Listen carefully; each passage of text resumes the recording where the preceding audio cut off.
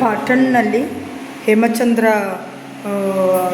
ಆಚಾರ್ಯರ ಒಂದು ಹೆಸರಿನಲ್ಲಿ ಒಂದು ಗ್ರಂಥಾಲಯ ಮ್ಯೂಸಿಯಂ ಕೂಡ ಮಾಡಿದ್ದಾರೆ. ಆ ಮ್ಯೂಸಿಯಂನಲ್ಲಿ ಇರುವಂತಹ ಪ್ರತಿಯೊಂದು ವಸ್ತುಗಳು ಕೂಡ ಅತ್ಯಂತ ಪ್ರಾಚೀನವಾದಂತಹ ಒಂದು ವಸ್ತುಗಳು. ಅವುಗಳದ್ದು ಈಗ ಇಲ್ಲಿ ತೋರಿಸಲ್ಪಡುತ್ತದೆ. ಹಿಂದೆ ಟವಣೆಯ ಕೋಲು ಅಂತ ಅಂದರೆ ವ್ಯಾಸಪೀಠ, ಇವತ್ತಿನ ದಿವಸ ಶ್ರುತಪೀಠ ಅಂತ ಯಾವುದನ್ನು ಕರಿತಾ ಇದ್ವು, ಅದು ಮುಂಚೆ ಹೀಗಿರ್ತಾ ಇತ್ತು.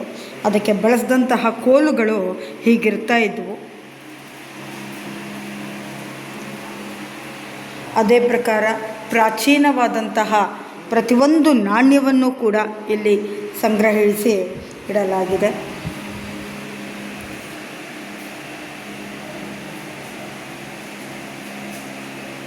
1100 ವರ್ಷ ಹಳೆಯ ಪ್ರಾಚೀನ ಒಂದು ನಾಣ್ಯಗಳು ಅಂತ ಇಲ್ಲಿ ಬರೆಯಲ್ಪಟ್ಟಿದೆ.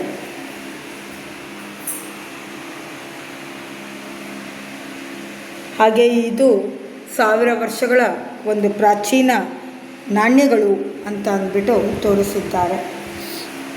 ಅದೇ ರೀತಿ ಯಾವ ಪ್ರಕಾರದಲ್ಲಿ ಇಲ್ಲಿ ಒಂದು ತಾಳಪತ್ರಗಳ ಅಥವಾ ಯಾವುದೇ ಒಂದು ಪ್ರಾಚೀನ ಗ್ರಂಥಗಳ ಸಂಗ್ರಹಣೆಯನ್ನು ಮಾಡುವುದಕ್ಕೆ ಬಳಸಲ್ಪಡುತ್ತಿದ್ದಂತಹ ಪ್ರತಿಯೊಂದು ಸಾಮಗ್ರಿಗಳನ್ನು ಇಲ್ಲಿ ತೋರಿಸಿದ್ದಾರೆ.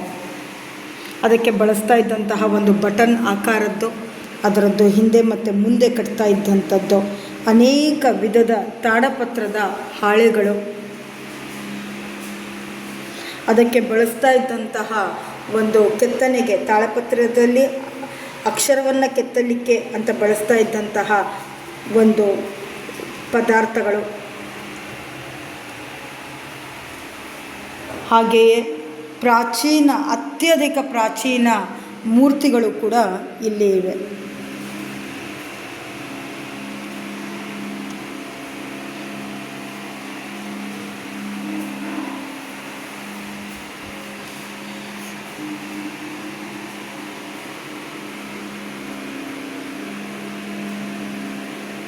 ದುರ್ಬಿನ್ ಕೂಡ ಬಹಳ ವಿಶೇಷವಾಗಿ ಇಲ್ಲಿರುವಂಥದ್ದು.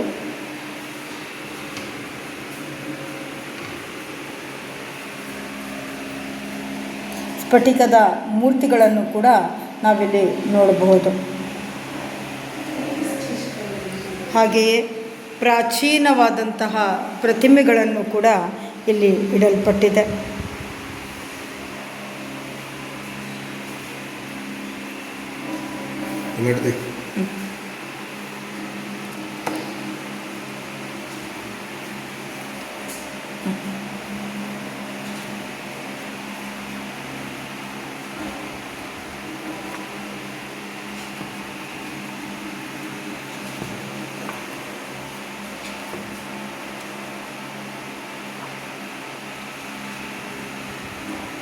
ಇಪ್ಪತ್ನಾಲ್ಕು ತೀರ್ಥಂಕರರ ವಿಷಯವನ್ನು ಕುರಿತ ಒಂದು ಗ್ರಂಥ ಇದು.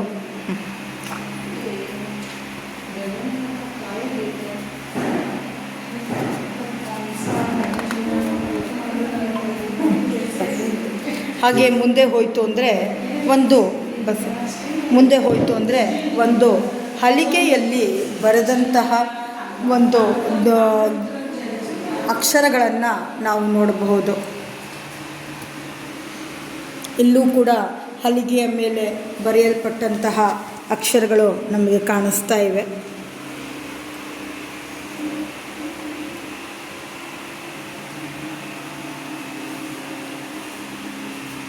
ಹಿಂದೆ ಬಳಸಲ್ಪಟ್ಟಂತಹ ತೋರಣಗಳನ್ನು ಕೂಡ ಇಲ್ಲಿ ಸಂಗ್ರಹಿಸಿಟ್ಟಿದ್ದಾರೆ.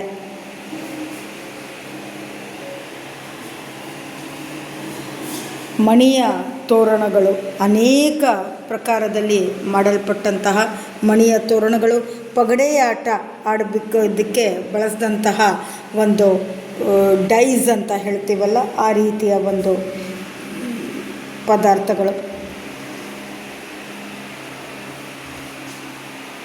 ಇಲ್ಲಿ ಅನೇಕ ಪ್ರಕಾರದ ದುರ್ಬೀನ್ಗಳನ್ನು ನಾವು ನೋಡ್ಬೋದು. ಒಂದು ಗ್ರಂಥದ ಅಧ್ಯಯನಕ್ಕಾಗಿ ಬಳಸಲ್ಪಟ್ಟಂತಹ ಅನೇಕ ಪ್ರಕಾರದ ಒಂದು ಬೂದುಗಾಜು ಅಂತ ಹೇಳ್ತಾರಲ್ಲ, ಅದನ್ನು ನೋಡ್ಬೋದು. ಹಾಗೆ ಪುಟ್ಟದಾಗಿ ಮಣಿಯಿಂದಲೇ ಮಾಡಲ್ಪಟ್ಟಂತಹ ಒಂದು ವ್ಯಾಸಪೀಠವನ್ನು ಕೂಡ ನಾವಿಲ್ಲಿ ನೋಡಬಹುದು. ಬಹಳ ಸುಂದರವಾಗಿ ಮಾಡಿರುವಂತಹ ಮಣಿಯಿಂದ ಮಾಡಿರುವಂತಹ ವ್ಯಾಸಪೀಠ ಇದು.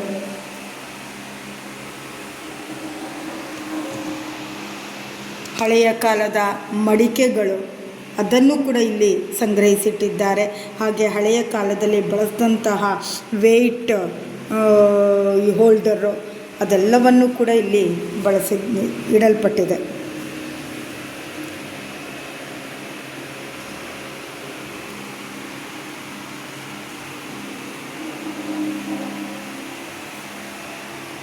ಔಷಧಿಯ ನಿರ್ಮಾಣಕ್ಕಾಗಿ ಬಳಸ್ತಾ ಇದ್ದಂತಹ ಒಂದು ಅರೆಮಣೆಯನ್ನು ಕೂಡ ಇಟ್ಟಿದ್ದಾರೆ. ಅನೇಕ ವಿಧದ ಶಂಖಗಳನ್ನು ಕೂಡ ಇಲ್ಲಿ ನಾವು ನೋಡಬಹುದು.